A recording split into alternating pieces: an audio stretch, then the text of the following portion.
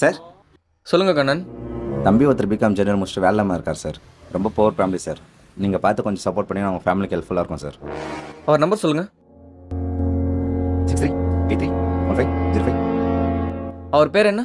Vetrivel sir.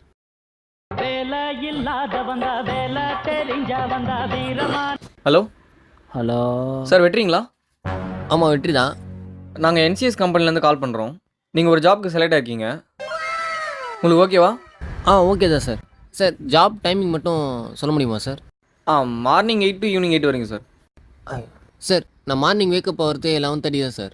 ஒன்றும் பிரச்சனை இல்லை, நீங்கள் 11:30 கூட வரலாம். பட் நைட் 11:30 வரைக்கும் ஒர்க் இருக்கும்.